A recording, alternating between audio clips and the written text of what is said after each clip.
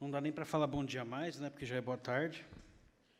Eu estou aqui com a ingrata tarefa de separar todo mundo do almoço, que está atrasado. Espero que todo mundo tenha comido bastante pão de queijo aí no intervalo, tá? Bom, antes de mais nada, muitíssimo obrigado aí pela oportunidade aqui de palestrar. Eu sou super fã do GTS. Não é a primeira vez que eu palestro aqui, mas toda vez que eu palestro aqui eu fico nervoso, né, porque eu respeito muito o evento e a gente naturalmente fica nervoso. Mas, de qualquer forma, obrigado a todo mundo. A ideia dessa palestra é compartilhar com vocês um pouco da nossa experiência, da minha experiência lá no C6 Bank, rodando o nosso programa de Bug Bounty, né, o programa de Bug Bounty que serve para dar dinheiro para a galera que acha bugs, né, e eu vou sair meia hora atrasado para o almoço, além de vocês, porque eu vou ter que recolher isso tudo. Tá? Mas, então, como eu estava comentando, né, a ideia é comentar um pouquinho o que é o Bug Bounty, caso alguém ainda não esteja familiarizado com o termo, com a ideia. Mas, ao mesmo tempo, falar sobre o programa de Bug Bounty do ponto de vista do pesquisador e da empresa também. Porque a maioria das vezes que a gente ouve alguém falando sobre Bug Bounty, normalmente a pessoa está falando do ponto de vista do pesquisador. E eu queria ter essa oportunidade de trazer para vocês o ponto de vista também da empresa que está organizando um programa de Bug Bounty. E aí, né, nossos desafios e lições aprendidas também. Então, o que é um programa de Bug Bounty? Né? Na verdade, ele faz parte de uma estratégia que a sua empresa pode ter de abrir um canal de denúncias, né, um canal de receber notificações quando alguém encontrar uma falha ou um bug ou uma vulnerabilidade dentro dos seus sistemas, né? Seu site web, sua aplicação web, seu aplicativo mobile. Você define aí o escopo de qual site ou aplicativo você deseja que possa ser testado, né? Você pode também definir o escopo de que tipo de teste pode ser feito ou não pode ser feito também. E aí você tem essa oportunidade, né, de primeiro criar um canal para receber essas notificações, né, que seria o que a gente chama normalmente de Vulnerability Disclosure Program, ou seja, um programa de notificação de vulnerabilidades. Né, e aí, quando você dá essa opção também de reconhecer e, eventualmente, remunerar por uma notificação que você recebe, a gente chama isso de Bug Bounty, ou seja, você tem um canal para reportar uma vulnerabilidade nos sistemas da sua empresa. Se a pessoa reportar um negócio que você acha válido, que você acha interessante, você tem a opção também de recompensar essa pessoa, esse pesquisador, seja através de um ok, de um joinha, ou de uma camiseta, ou até pagamento de uma premiação em dinheiro também. Né? E aí entra essa questão, esse conceito do Bug Bounty. Então, basicamente, no Bug Bounty, você tem um grupo de pessoas que estão acessando o seu site, seu aplicativo, e aí você dá a liberdade que essas pessoas também testem a segurança e as funcionalidades do seu site ou aplicativo. Quando essas pessoas, né, que podem ser desde pesquisadores conhecidos ou até o público em geral também, acharem algum problema no seu site ou aplicativo, você tem esse canal para receber essa denúncia, né? Você recebe essa notificação, pode ser através de um e-mail, pode ser através de um portal também. E nessa hora começam a entrar algumas empresas que oferecem esse tipo de serviço também, então BugCrowd, HackerOne, né? E mais algumas outras menores. E aí você recebe essa notificação, faz um processo de triagem, deixa eu ver se realmente essa notificação faz sentido, se o bug realmente é real, se bug é replicável, etc, etc, etc. Né? Se não é duplicado também, que isso acontece bastante, como posso ter várias pessoas testando o meu site, eventualmente várias pessoas acham o mesmo problema antes que ele seja corrigido, e normalmente dentro de programas de Bug Bounty você remunera e reconhece a primeira pessoa e os demais ficam chupando o dedo, né? Que é uma reclamação bastante comum de quem participa de programas de Bug Bounty, mas é a realidade da vida, né? E uma vez que você identifica, faz a triagem e concorda que, putz, realmente isso é um bug, eu preciso corrigir isso daqui, né? Entra o esforço de correção, então você tem que internamente avaliar o trabalho que vai ter para corrigir isso daí, em que versão que você vai conseguir fazer isso, né? Puxa a orelha do desenvolvedor, puxa a orelha do gerente de produtos e por aí vai, sai correndo para corrigir, soltar uma versão nova corrigida. E, ao mesmo tempo, você já pode partir para a fase de premiação, de remuneração, de reconhecimento da pessoa que reportou aquele bug. Então, de uma forma geral, esse que seria o processo do bug bounty, né?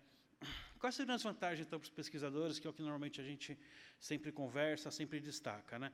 A primeira vantagem óbvia, que todo mundo normalmente fala e foca muito nisso, é a questão da vantagem financeira, ou seja, você tem um canal para receber uma remuneração caso você ache um bug na empresa. Então, por exemplo, eu baixei o aplicativo de um site de e-commerce que eu quero usar, daí quando a gente trabalha com a área de segurança, você já fica com aquela pulguinha gigantesca, né, atrás da orelha, do tipo, pô, será que eu vou ter que botar meu cartão de crédito aqui? Será que o aplicativo é seguro e tal?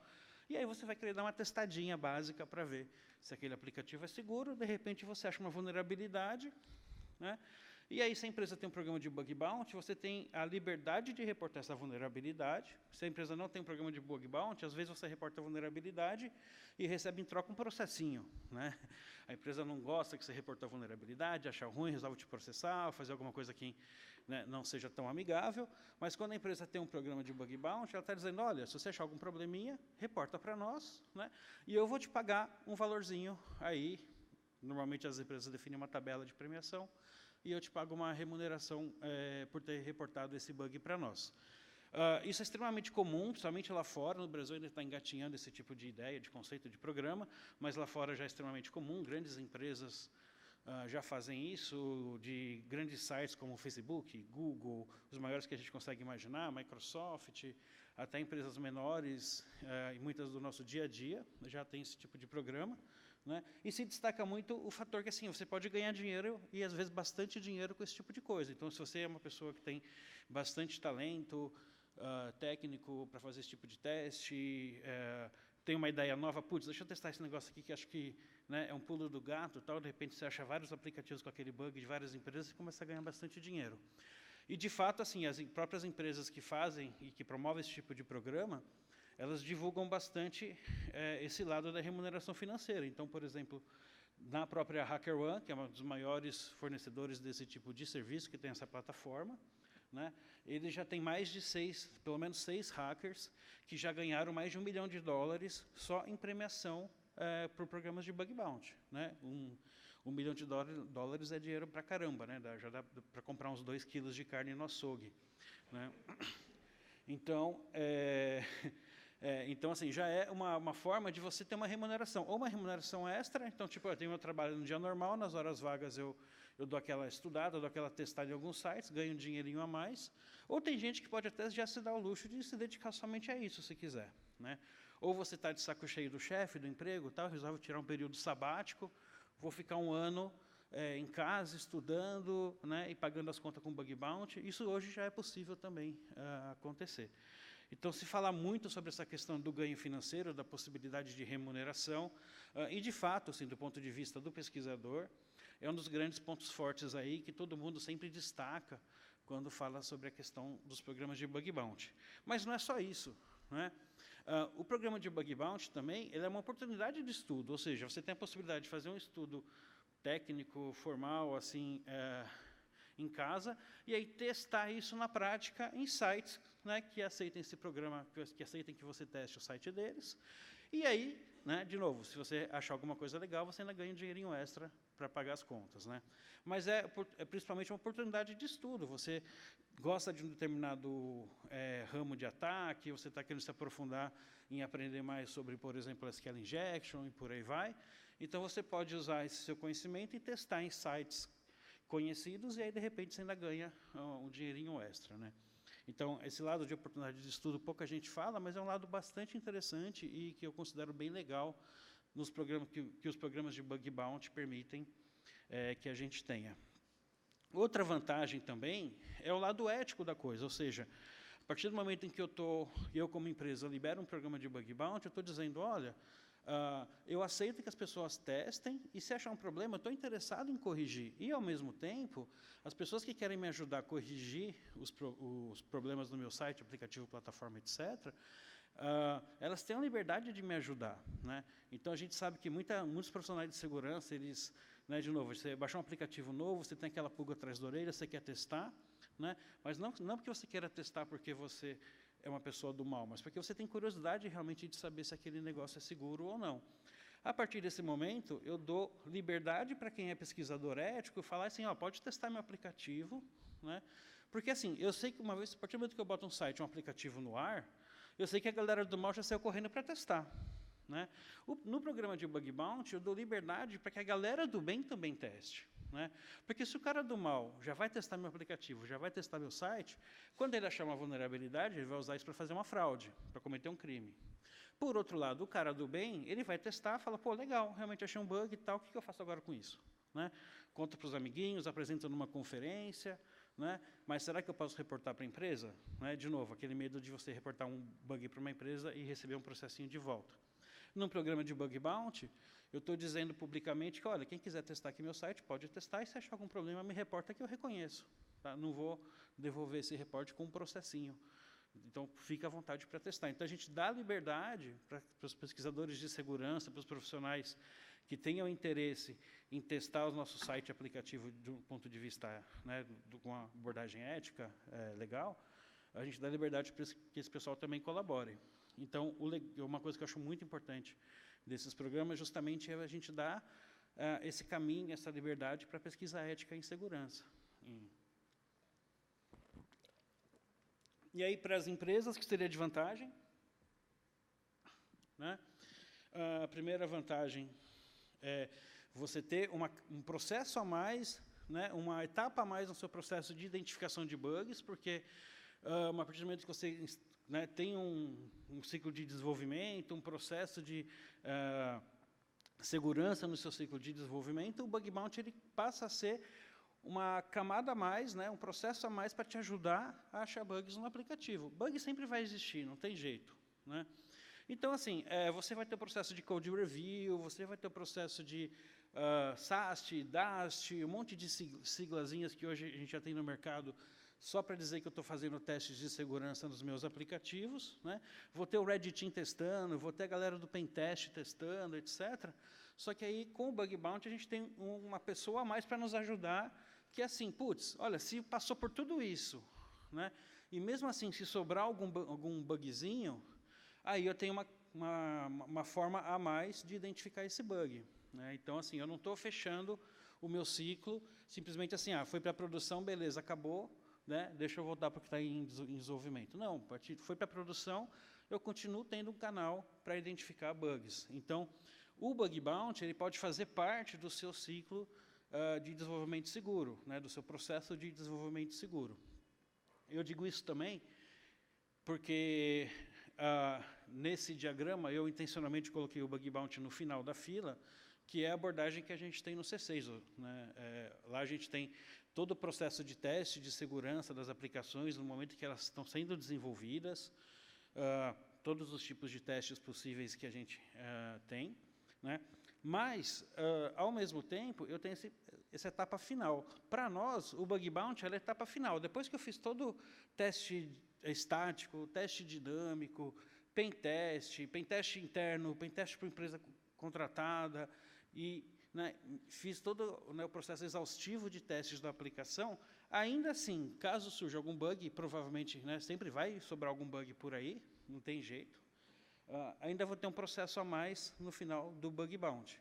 Eu já vi empresas, por exemplo, que usam o Bug Bounty em vez do pentest. Então, em vez de eu fazer o meu pentest interno, ou através de uma consultoria, eu jogo isso para o Bug Bounty. É uma abordagem válida? É uma abordagem válida. Não é uma abordagem que eu gosto, particularmente, porque, na minha opinião, assim, quando eu for botar o site, o aplicativo no ar, tem que estar o mais seguro possível, né?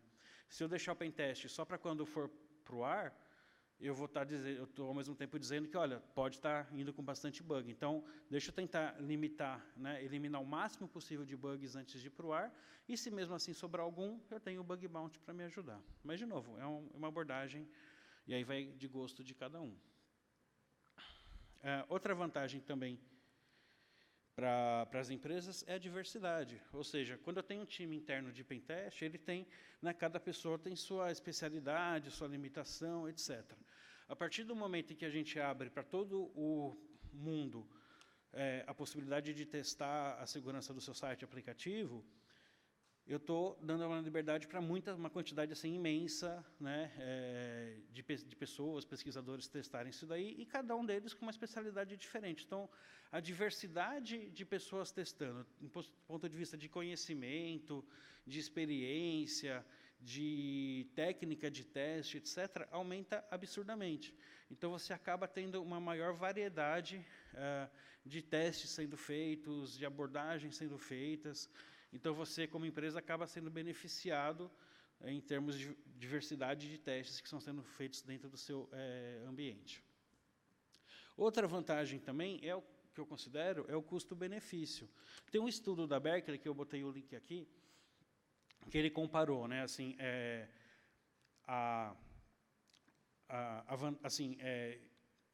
dentro de em 2 casos, né, para o Chrome e para o Firefox, eles pegaram reportes de vulnerabilidades que foram publicados no decorrer de 1 ou 2 anos e compararam quantos deles vieram da equipe interna, quantos deles vieram por programas de bug bounty.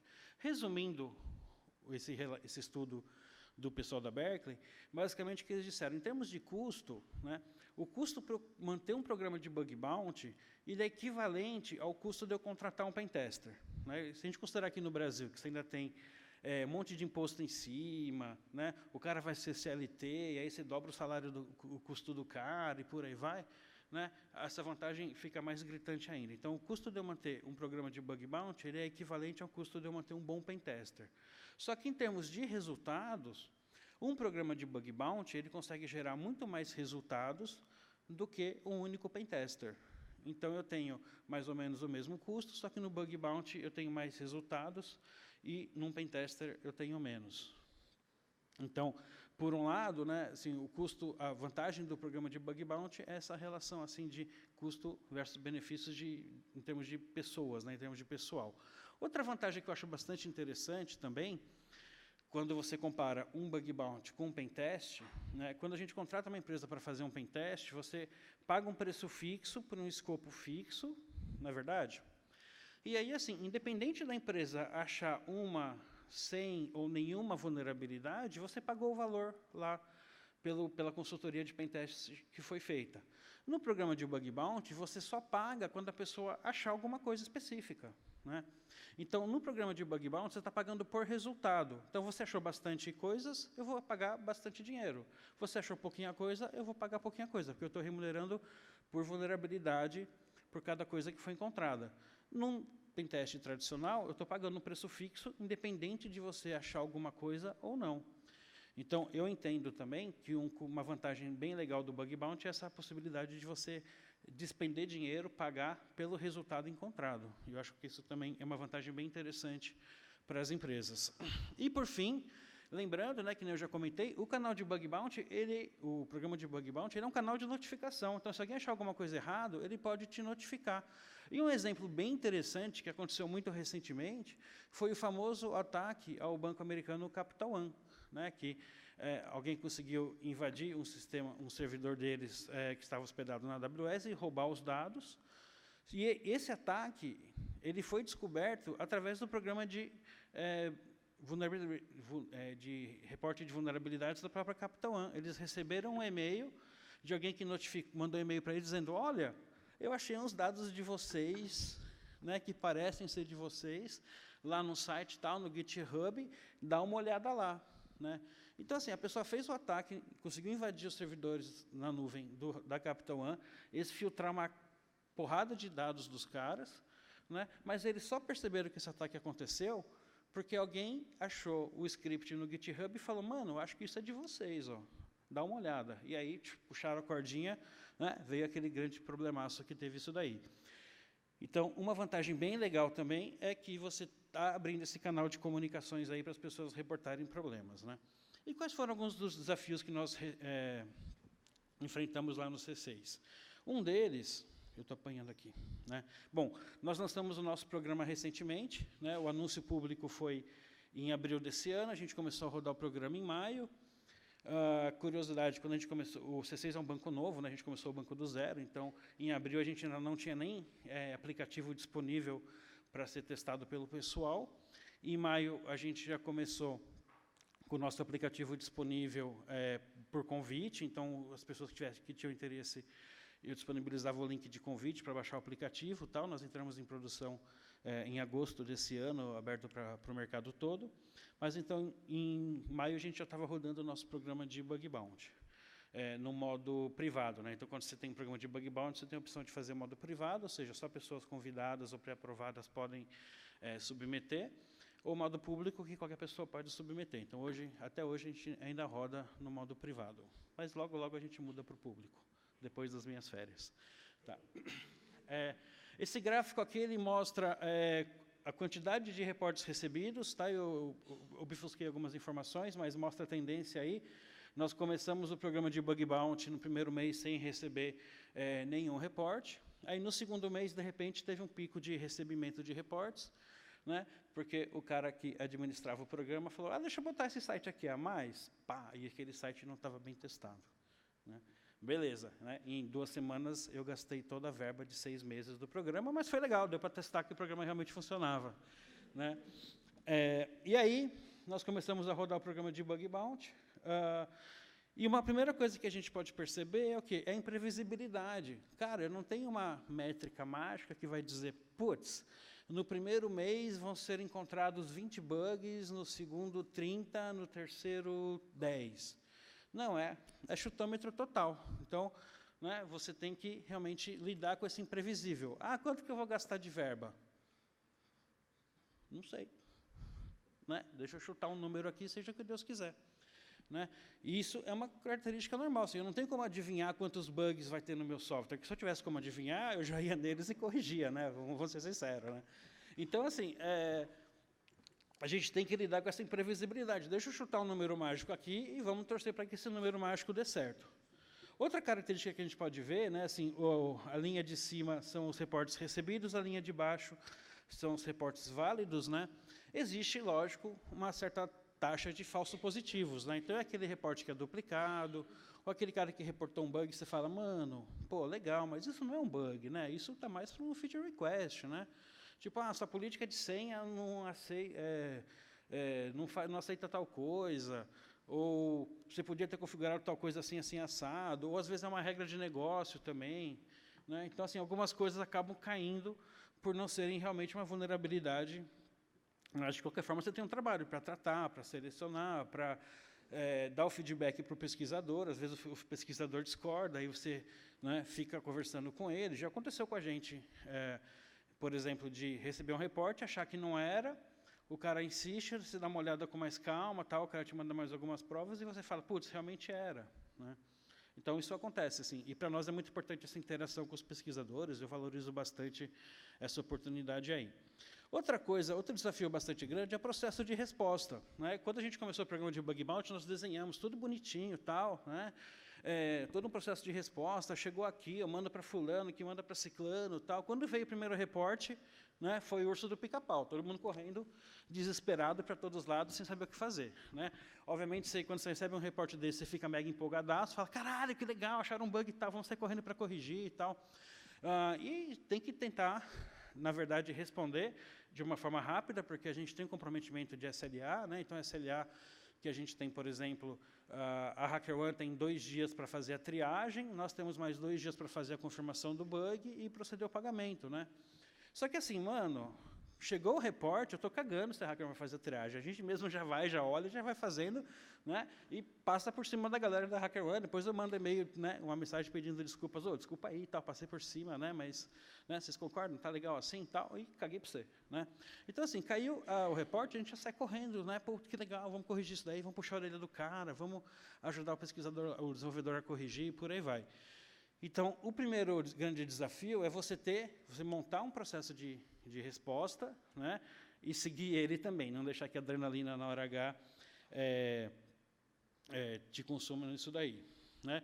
Outro desafio que eu achei muito interessante, que jamais tinha imaginado pela minha cabeça, é que a galera começou a questionar, caraca, velho, se tem bug lá no aplicativo ou no site, é sinal que a área de segurança não fez o trabalho? Mano, não é assim. Por mais que eu teste, por mais que eu reteste, por mais que a gente faça milhões de testes possíveis, sempre vai sobrar algum bugzinho, não tem jeito. Né? Eu gostei muito dessa frase desse Luiz Kremen, que ele falou assim, olha, testar, ele só prova a presença de bug, ele não prova a ausência de bug. Então, ou seja, você vai testar, você vai achar um monte de bug e fala, putz, está vendo? Tinha bug. Mas quando eu acabei de testar, não significa que não tem mais bug. Né? Sempre vai sobrar alguma coisa. Então, assim, não tem jeito. Por mais que sua equipe de segurança seja extremamente competente, seja nível NASA, nível Google, etc., a NASA e o Google tem bug bounty também, e recebe reporte também.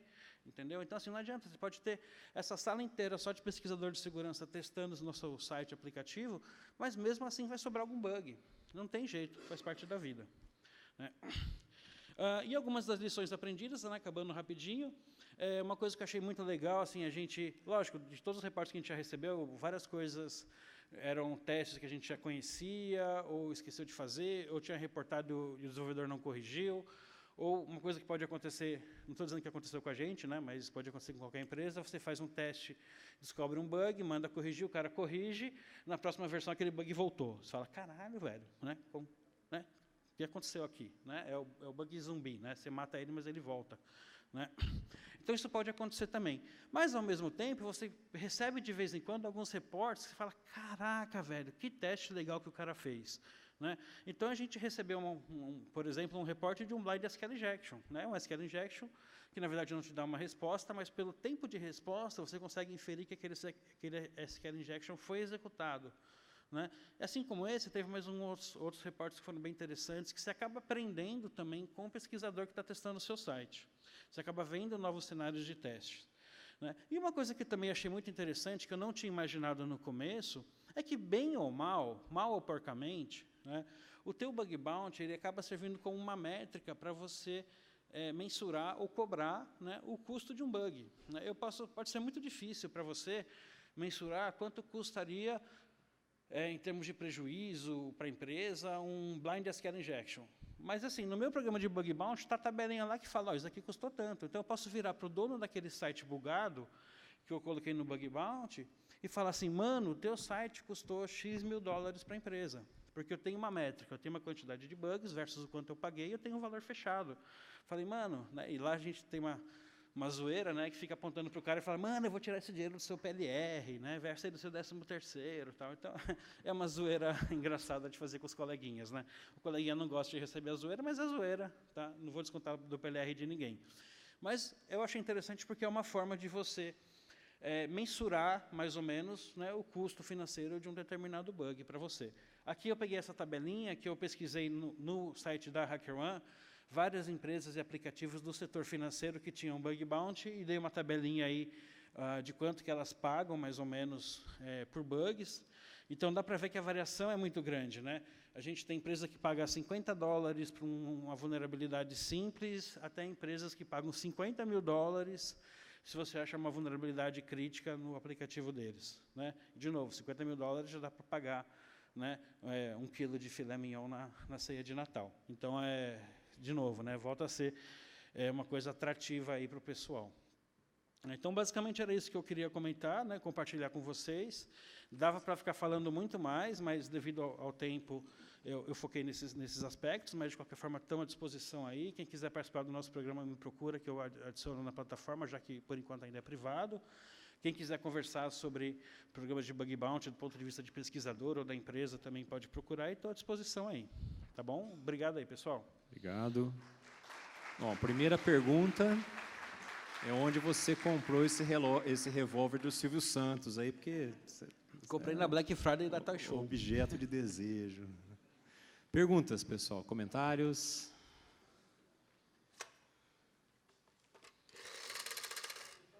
Acabou. Agora acabou. Acabou a verba do bug bounty. Oi, bom dia. Gessian, trabalho no NIC, sou calouro aí há 1 mês e meio. Seguinte, eu queria ter perguntado para os outros colegas, para a Amanda, para o Ferrari, mas é aquela ideia. Tá bom, se você puder nos ajudar. Como que eu faço para um circuito e tal? Eu preciso que o fabricante ou o cara que fez o site possa testar, mas também possa não deixar as coisas abertas para ser testado. Você tem... Onde que a gente traça esse limite?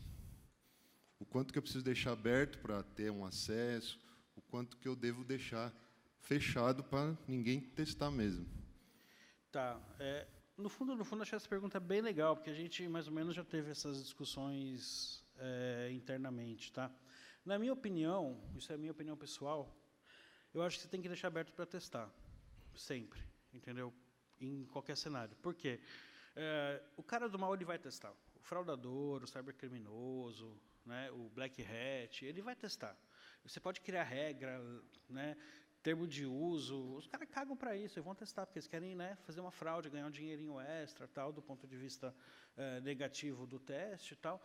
Então, assim, o cara do mal está testando. Se você está limitando o cara do bem testar, você já está perdendo a corrida, porque o cara do mal vai testar, vai achar bug, vai cagar todo o seu site, aplicativo, IoT, etc. E o cara do bem que queria te ajudar a deixar o negócio mais seguro, você fechou a porta para o cara. Entendeu? Então, na minha opinião, você tem que dar a maior liberdade possível de testes para a galera do bem poder testar e te ajudar do ponto de vista de segurança. Porque tem muita gente que tem vontade, tem curiosidade, gostaria de colaborar, mas as empresas fecham a porta para esse pessoal.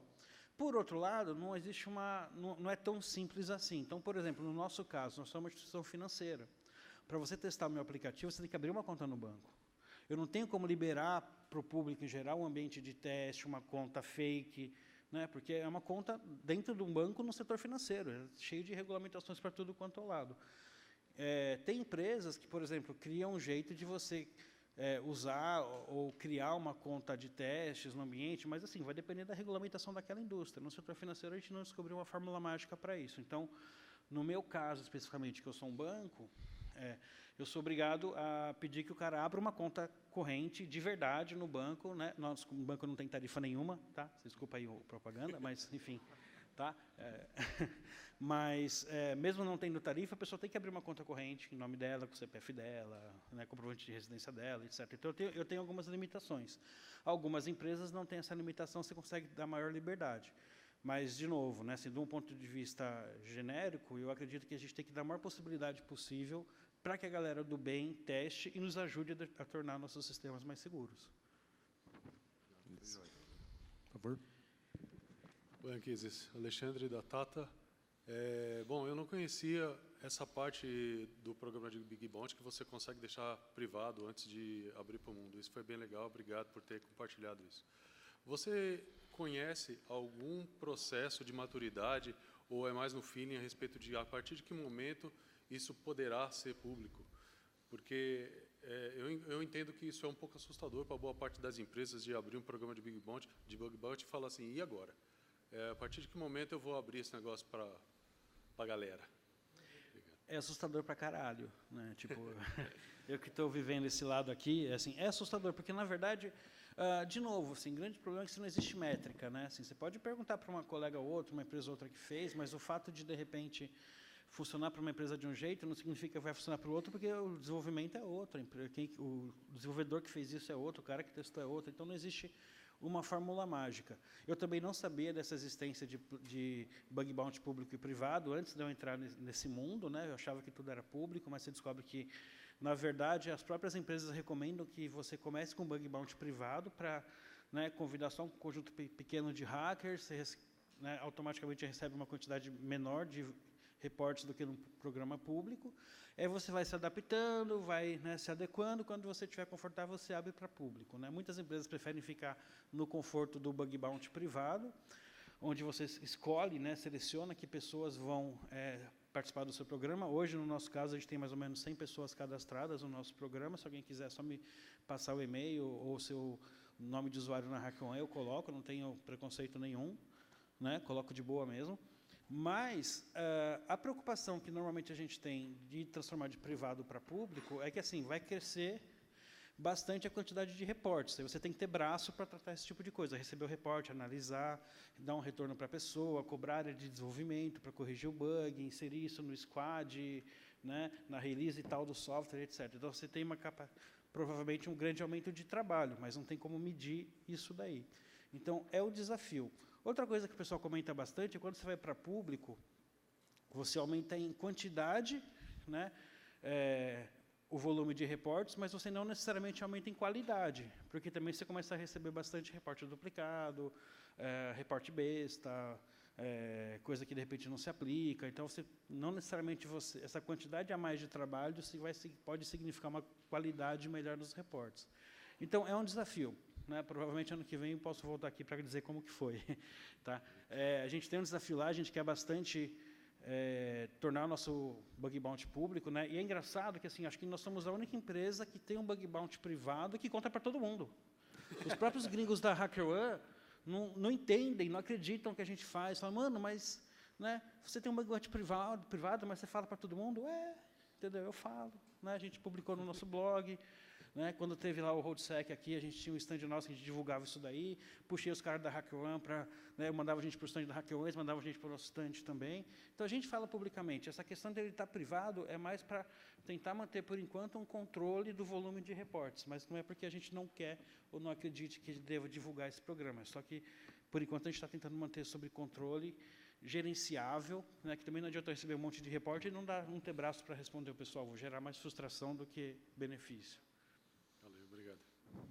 Só como comentário, né, Kiss, caminhando ao lado desses programas de bug bounty, nós temos aí uma coisa que tem sido muito debatida, que é a divulgação responsável de vulnerabilidades, né, que alguns governos eles estão começando a regulamentar isso agora. Esse ano a União Europeia fez um draft disso, né, que é o Responsible Disclosure Vulnerability. É um outro problema, porque assim, às vezes o seu time interno ele descobre uma coisa que é crítica, em que situação você deve trazer isso a público, como fazer, né? Isso tem sido um problema sério, principalmente em sistemas industriais. Quando você acha um problema num dispositivo de IIoT ou mesmo um dispositivo industrial, como é que você vai colocar aquilo a público e fazer isso de forma responsável, de tal forma que você acabe não piorando a situação, né? Muito bem lembrado. Essa é uma discussão que existe no mercado de segurança já há muitos anos. Né? Assim, o fato de alguém descobrir uma vulnerabilidade não dá o direito a ela de contar para todo mundo, que daí vira o famoso zero day. Né? Eu tenho uma vulnerabilidade num software, só que a empresa ainda não teve tempo e não conseguiu corrigir aquela vulnerabilidade.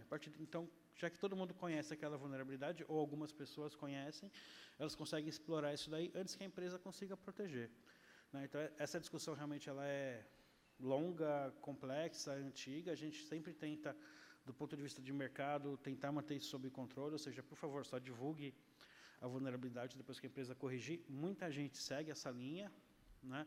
Mas também existe o desafio que às vezes a pessoa descobre a vulnerabilidade, reporta, a empresa fala legal, só que às vezes a empresa demora meses, né? Às vezes anos para corrigir a vulnerabilidade, e o pesquisador fica de saco cheio de esperar.